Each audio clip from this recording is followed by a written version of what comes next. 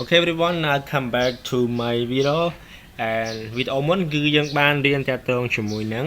អីគេទាំងអស់គ្នាឆាន់ទាំង12សថ្ងៃនេះគឺយើងផ្លាស់ប្ដូរមកតាក់ទងជាមួយនឹង translate ម្ដងអញ្ចឹងគឺ reading នេះគឺសម្រាប់វាលយមែនតើអញ្ចឹងខ្ញុំសូមឧទាហរណ៍បន្តិចតាក់ទងជាមួយនឹងអាសភៅនេះណាអញ្ចឹងគេថា chapter 1 the incident ដល់ណាបាត់គ្នាយើង wait okay the incident and also the Laura is the invisible woman អញ្ចឹងដល់ពេលដែលខ្ញុំចូលអានជា chapter 1 ណាអញ្ចឹងបើខ្ញុំ example ខ្ញុំឆ្ងល់ពាក្យនេះខ្ញុំចូលកន្លែងនេះសិនអូខេអញ្ចឹងគេដាក់ថា something that happen especially something bad such as crime អញ្ចឹងមានថាយើងចុចលើពាក្យ Q ហ្នឹងវាជា vocab អញ្ចឹងវាប្រាប់យើងហ្មងថាពាក្យហ្នឹងមានន័យថាម៉េច in English បាត់ខ្មែរក៏យើងអត់ដឹងមានន័យថាម៉េចដែរណាអញ្ចឹងវីដេអូនេះគឺខ្ញុំនឹង translate ជាខ្មែរហើយខ្ញុំនឹងបកប្រែជាអង្គជាក្នុង vocab English ឲ្យទាំងអស់គ្នាទៀតផងដែរអូខេ so it's okay so let's start together okay wait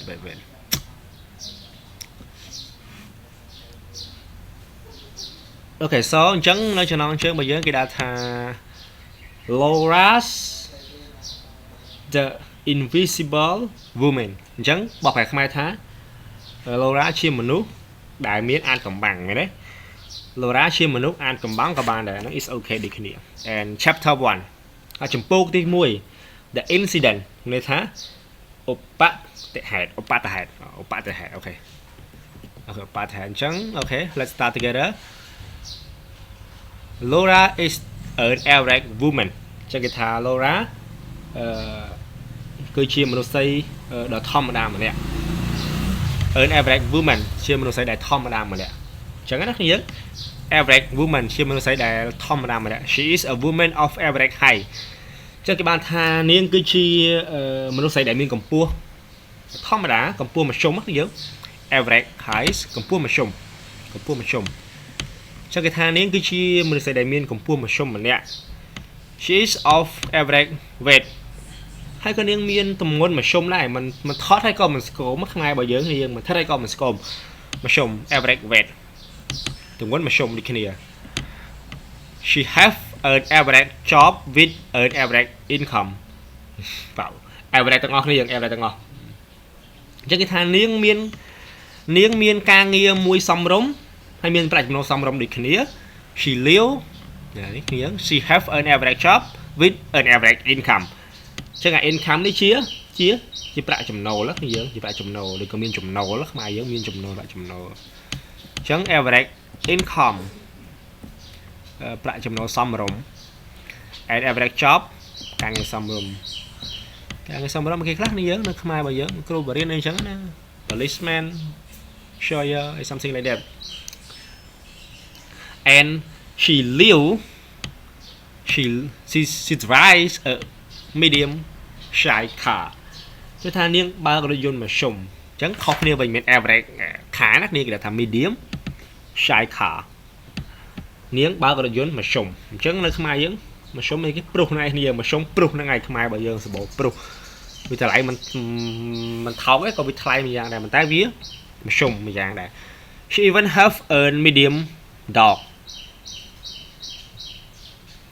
ហើយនាងមានឆ្កែមួយក្បាលមានទំហំមធ្យមផងដែរ medium size គេអត់ប្រើ average នេះដែរនេះ medium size ដល់អញ្ចឹងគាត់ថាគាត់មានឆ្កែហើយក៏គាត់មានឆ្កែធម្មតាដែរគាត់ថាមានទំហំធម្មតាផងដែរវាមិនធំវាមិនតូចពេកទេគ្នាយើងឆ្កែល្មមអញ្ចឹងវាមិនថត់ basically ដោយ like ខ្មែរយើង basically ដោយ like ណាយើងឬក៏ធម្មតាអញ្ចឹងណាដោយ like វិញ basically ដោយ like Laura have an average life ហើយ Laura ក៏មានជីវិតធម្មតាអត់មានប្លែកទេធម្មតា average life ចឹងគឺយើង average ច្រើនតិច average life អញ្ចឹងយើងចេះ average នេះបកប្រែថាម៉េច medium នេះថាម៉េចចឹងមែនទេចប់មួយ paragraph នេះយើងអាច understand បានច្រើនមែនតើតែចង់ជាមួយហ្នឹងណា understand បានច្រើនអូខេ check it out ទៀត Laura យើងអានខ្មែរសូមអាន Laura ណាយើងស្រួលយល់មែន Laura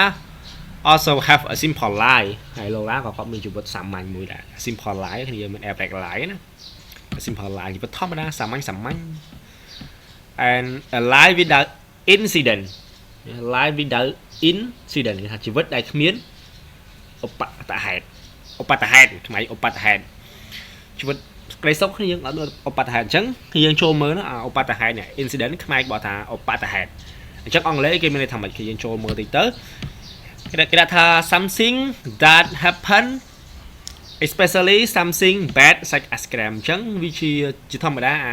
អារឿងរ៉ាវហ្នឹងកើតឡើងដោយ crime ដូច crime នេះយើងអា crime ហ្នឹងណាអូខេអញ្ចឹងអា crime ហ្នឹងអាចថាវាជាការបាញ់សម្លាប់អីផ្សេងឬក៏វារឿងមិនល្អ crime ហ្នឹងណាអូខេ and okay continue អញ្ចឹងយើងដល់ she have a university education okay she has a university education អញ្ចឹងថានាងមានការអប់រំថ្នាក់ឧត្តមសិក្សាអញ្ចឹងគាត់បានចប់បញ្ញាបត្រខ្មែរបើយើងនិយាយអញ្ចឹងណាគាត់មានបញ្ញាបត្រមួយនៅក្នុងដៃគ្នាអូខេគាត់មានបញ្ញាបត្រមួយក្នុងដៃគាត់ចប់គាត់មានការអប់រំថ្នាក់ឧត្តមសិក្សាយើងនិយាយទៅឧត្តមសិក្សា university education ថ្នាក់ឧត្តមសិក្សា she live and work in គេនិយាយកន្លែងណា Edinburgh គេ Edinburgh in Edinburgh នៅប្រទេស Scotland ណាយើង Edinburgh Scotland Edinburgh Scotland នេះ Scotland នេះយើងដូចជាប្រទេស Mascot Terminal មែនទេបាទទៅអង់គ្លេសគាត់ធ្លាប់នៅលេងនៅ Man U ចាគាត់ធ្លាប់លេងនៅ Man U អញ្ចឹងប្រទេស Scotland ឥឡូវគាត់ទៅលេងនៅ Napoli អូខេ she is earn គេថា administrative assistant អូខេអញ្ចឹងគឺថានាងគឺនាងជាអ្នកជំនួយការរដ្ឋបាលគ្រប់គ្រងការលក់អញ្ចឹងគាត់ជាអ្នកគ្រប់គ្រងគាត់ជាគេថា assistant នេះគឺជំនួយការអ្នកគ្រប់គ្រងផ្នែកលក់មួយយើងនេះ with same management team គាត់ជាជំនួយការអ្នកគ្រប់គ្រងផ្នែកលក់មួយអញ្ចឹងយើងមើលមកអា administrative ហ្នឹងន័យថាម៉េចនេះ a person whose job is help someone else in office គាត់ជាអ្នកជួយគេអាហ្នឹងយើងនេះប៉ុន្តែនៅក្នុងការងាររដ្ឋបាលគាត់ជួយគេប៉ុន្តែគេថា sales management គ្រប់គ្រងផ្នែកលក់នេះគឺយើងអញ្ចឹង management មានច្រើនយើងការគ្រប់គ្រងច្រើនមែនទេ school ក៏បានអ្នក sales ផ្នែកលក់ណាយើង team អូខេ team យើងដឹងហើយគឺគ្រប់3គ្រប់ he យើងឡើងមកយើង she often leave work very late អញ្ចឹងគេថានាងតែងតែចេញពីធ្វើការយឺតមែនតើនាងតែងតែចេញពីធ្វើការយឺតគេថា good stuff បុគ្គលិកល្អ she never speak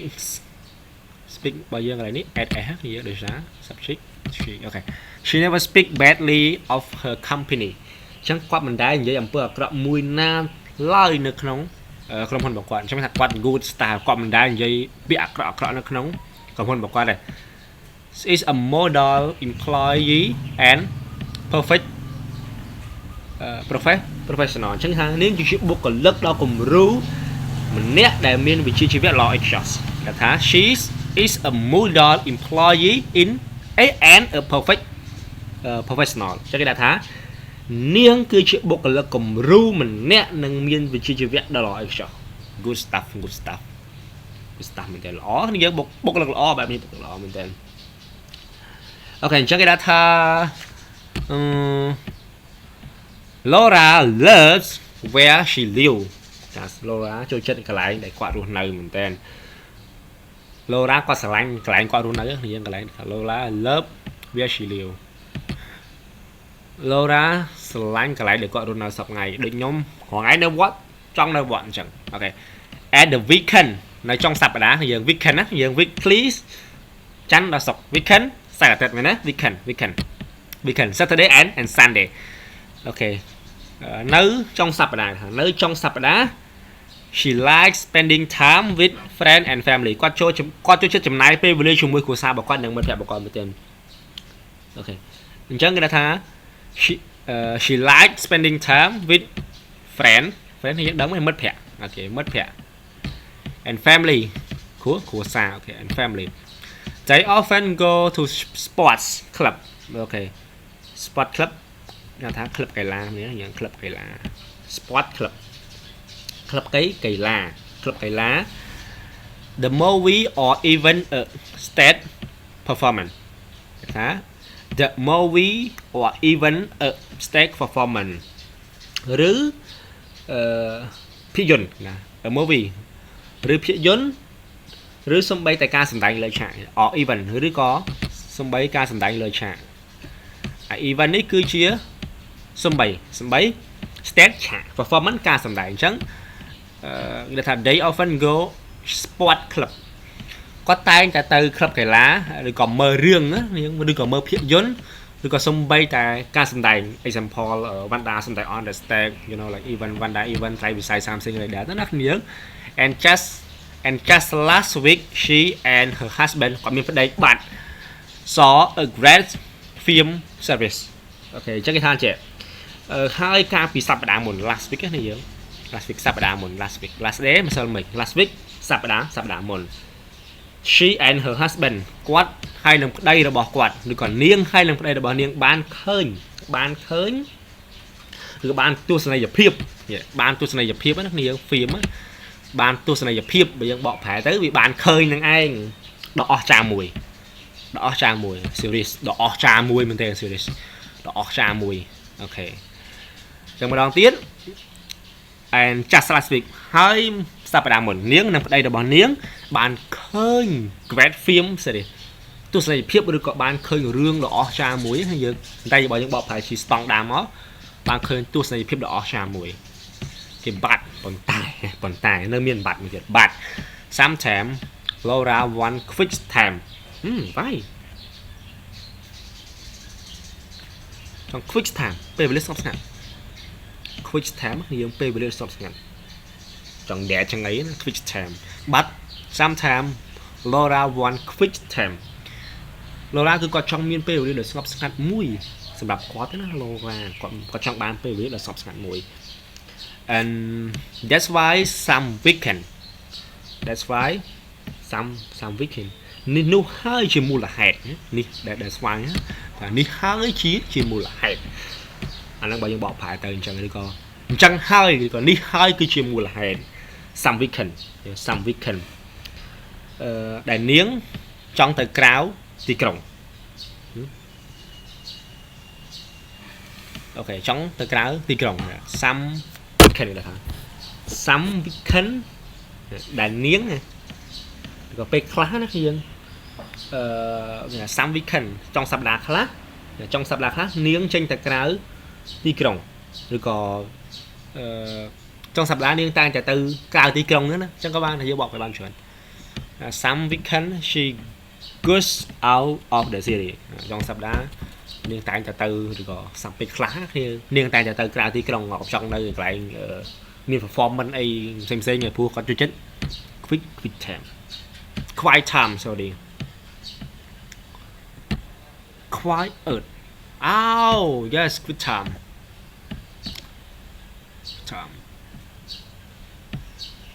okay so យើងដល់ណាយើងមែនទេ okay today Laura is driving to the city today Laura is driving to the countries with her friend okay ចឹង friend មកគាត់ឈ្មោះគេនេះយើងកន្លែងណារៀក and Sophie អញ្ចឹងនេះយើងអូខេ Rick and Sophie I think so ខ្មែរបើយើង Rick ផ្សេងអញ្ចឹងហ្នឹងមែន and Sophie the friend plan to have a barbecue យើងដឹងហើយអា barbecue នឹងអត់ចង់ប្រាប់ដល់គ្នាអញ្ចឹងថាថ្ងៃនេះលោករាគឺគាត់បានគាត់កំពុងបើកឡានទៅក្រៅជាមួយមិត្តភក្តិរបស់គាត់ to the country គឺថាទៅក្រៅក្រុង to the country with ទៅក្រៅក្រុង to the country យើងមិនទៅនៅក្នុងប្រទេសណាទៅក្រៅក្រុងជាមួយនឹងពួកម៉ាក់របស់គាត់ឈ្មោះអារីកនិងសេភីហើយមិត្តភក្តិរបស់គាត់ហ្នឹងគឺគាត់មានកម្រងការមួយធ្វើ barbecue ខ្ញុំមិនដឹងអា barbecue ហ្នឹងស្អីទេគ្នាយើងសាច់អាំងសាច់អីមានមឹកមានអីអាំងអាហ្នឹងហៅ barbecue ហ្នឹងមែនណាអញ្ចឹងបន្តទៀតលោករាគេសេថាដល់ណាចាស់គ្នាយើង Laura stop her car at the park outside of អូខេគ្នាយើងកន្លែងទីក្រុងគេខ្ញុំប្រាប់គ្នាយើងមិញ Edinburgh នៅ Scotland យើង Edinburgh ខ្ញុំនឹងថា Edinburgh នេះណាយើងទីក្រុង Edinburgh នេះណា Edinburgh អូខេអញ្ចឹងគេថា Laura គាត់បានឈប់រថយន្តនៅ Ocean នេះយើង outside ក្រៅ Cả tí trong Edinburgh nè phạt ocean có bán bỏ phải đọc ocean tới rồi có phạt rồi có xuân má tại vì thông chiến xuân má tôi kì hay garden là theo bảo dưỡng mình garden bản thân nơi cài rồi còn nơi so kênh phạt á ocean với thông chiến garden sometimes just private for someone home or someone home with smaller than park okay rồi có vị trí privacy private garden but park is the public right chứ là thà ra ban chụp lan và quạt nơi crowd số này ai chứ Edinburgh thì cái Edinburgh này với Scotland này thì it is the beautiful areas with survival trees giống như dương anh còn biển đi bản này survival này chắc là thà vì cứ slots án it's beautiful chi vi chưa đầm bón bây giờ những bỏ phải tới chưa đầm bón đi cùng vi slots án bây giờ giờ pi đầm bón giờ pi này anh nắng thì giờ đầm bón vi chưa đầm bón đó slots án để miền đam chơi chỉ tràn survival đam chơi chỉ tràn ok vi chưa đầm bón môi để slots án area đầm bón thì giờ đầm bón vi chia đầm bón môi để miền đam chơi đam chơi là tràn hay sạn tiền số phiếp lock around số phiếp lock around số phiếp mơ chung vinh lock around mơ chung vinh số phiếp lock around số phiếp ban mơ chung vinh mình đang mơ sấy là this is a great place for a barbecueนี่ชื่อกันไรดอกชาสำหรับทัวร์ barbecue bây giờ thì làm chắc đấy this is a great place for a barbecue นี่ชื่อกันไรมื่อใดยังกูแต่ย้ำ barbecue จงนี่ชื่อกันไรดอก the best มวย great มวยchắc tại đấy những ai bảo phải thay chia lại ở một phần việc great á việc lôi chứ nhưng việc lôi great việc lôi mùi for barbecue สำหรับทัวร์ barbecue nhắm mình dần rồi ok I agree chẳng sẽ bài riêng chẳng đi cần gì thằng không vô prom ta không vô prom đi làm dễ không vô prom do we have enough food này do we have enough food tới dương miến hà cục quan thế ok tới dương miến hà cục quan thế chẳng answer luôn nàng lô ra còn gì thằng of course bất nào dương miến cục quan ta of course bất còn nào I know how much you like to eat nhung đăng thành anh cho chết nhầm nè mình chẳng đạo mò cho đi nhóm nhầm chở nó thì I know how much you like to eat nhung đăng này anh cho chết nhầm trơn nhầm nè cho chết nhầm nè and they or last một cái ban sợi đi xa tại đơn thả đi nó nhầm trơn một cái sợi nha cái sợi đơn thả đi nó nhầm trơn nè they all last là cái này sợi á hay nhớ ngay một phải sợi chừng từ sợi ok bắt đầu máu cái đen Laura and bắt đầu máu Laura làm một thả Laura làm một thả to let's start cooking to chắp đám chấm ẩn to chắp đám chấm ẩn ok everyone so I think this video giờ chọc thùng năng tới giờ chắp đám chung với video mấy bỏ giờ tiết nơi thằng một nít chắc là không ta khi năng bên chân nơi video và top tiền chẳng video top tiết giờ năng bị chọc viền tích dừng bên tay tôi khi mơ video này xích mà dừng ai chơi thì mua hàng khổng bàn chắc thì khi nơi so cho những đó cooking mà nó những đó cooking những underline cả lại này tới những đó thầm đi chắc như so và hai chi so tràn này thì những so tràn này và tao mới dừng cho chapter review chẳng cứ miền vũ kem xem miền khuya ở tầng khi phơi chắc ở khi dừng không tầng khi tạm đán ở chọc mềm đi chẳng bây những đó những đó khóc chắc những ban trở đàn chắc những so và hai và này video đi cho mấy này nhưng ok everyone goodbye and see you next lesson học tầng khi tạm đán nứng enjoy video tầng khi ok goodbye everyone see you next lesson goodbye everyone